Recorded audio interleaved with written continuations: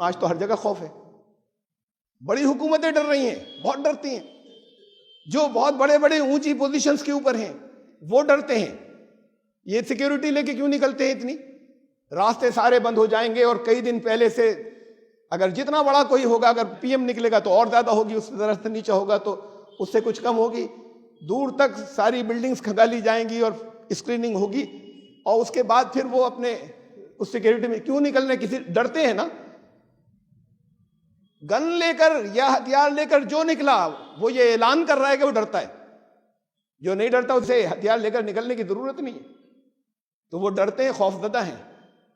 تھا شروع کے دور میں, یا ہماری انڈیپینڈنس کے شروع کے دور میں پروٹوکال تھا کہ بھئی سیکیورٹی ہوگی تو ہوتی تھی, لیکن پنڈت نہرو نکلتے تھے جگہ جگہ اس کو توڑ کر سیکیورٹی کارڈن کو پبلک میں مل جاتے تھے, اور وہ بڑے پریشان ہوتے تھے کہ دیکھیے یہ عمل نہیں کر رہے ہیں اس کے اوپر, اور وہ جگہ جگہ کیا کرتے تھے اور کوئی خطرہ نہیں ہوتا تھا.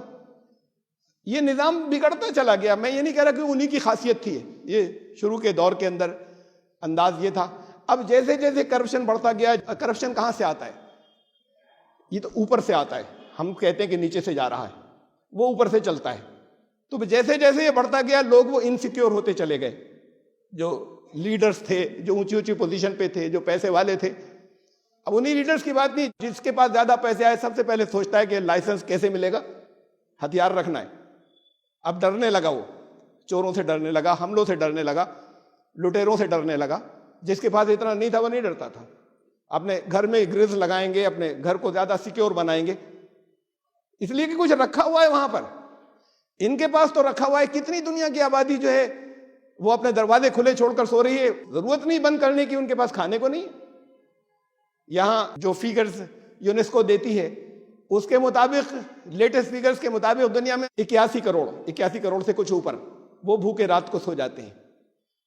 اور ہندوستان کے اندر 20 کروڑ لوگ روزانہ بھوکے سو جاتے ہیں, سب سے زیادہ ہندوستان میں دنیا میں. یعنی 1/4 آبادی یہاں پر ہے جو رات کو بھوکے سوتے ہیں. ہم سب, آپ سب پیٹ بھر کے سوتے ہیں, وہ رات کو بھوکے سو جاتے ہیں.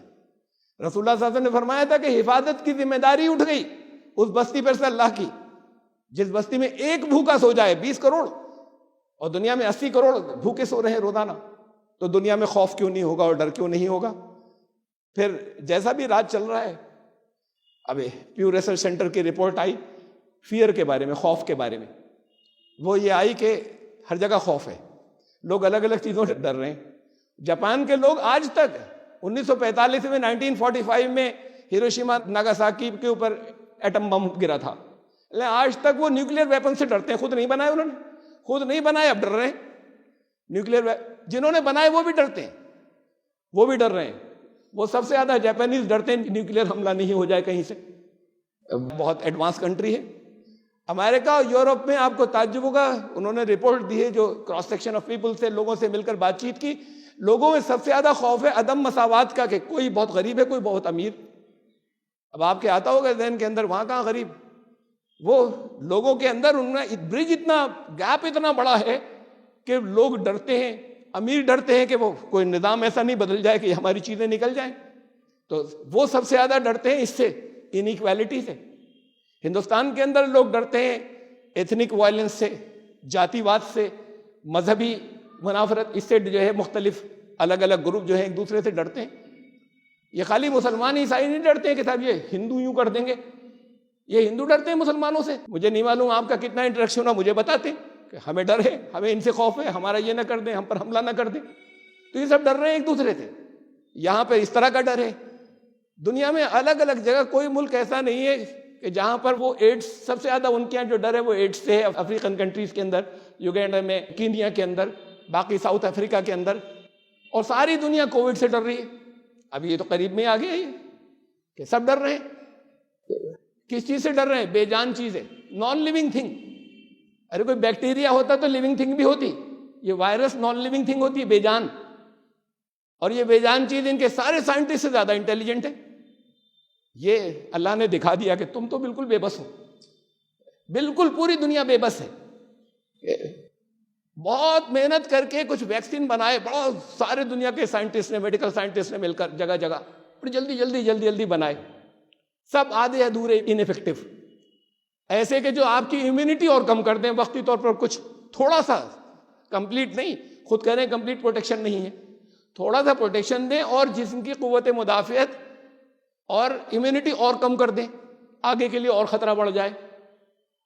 بنائے انہوں نے، یہ ان سے زیادہ انٹیلیجنٹ ہے، یہ نان لیونگ تھنگ، بے جان چیز، اس نے اپنی شکل بدل لی، اپنی پراپرٹیز بدل لی کہ یہ اس ویکسین کا اثر ہی نہیں ہوگا، اس نے دوسری شکل اختیار کر لی، پھر تیسری کر لی، اب وہ پھیل رہا ہے، اب اس کے بنا لو. خطرہ ختم نہیں ہو رہا، ساری دنیا خوف زدہ ہے کہ تمہاری ساری اتنی انتہا کے اوپر پہنچ جانے والی سائنس ساری بے بس ہے. عازفۃ العازفہ، قرآن نے کہا کہ یہ آ گئی آفت جو آنے والی تھی، لیس لہا من دون اللہ کاشفہ، اللہ ہٹا سکتا ہے، تمہارے بس کی نہیں ہے. یہ ہنسنے کی بات ہے، تم لوگ ہنستے ہو جگہ جگہ، اپنی ہنسیوں کے اندر لگے ہو.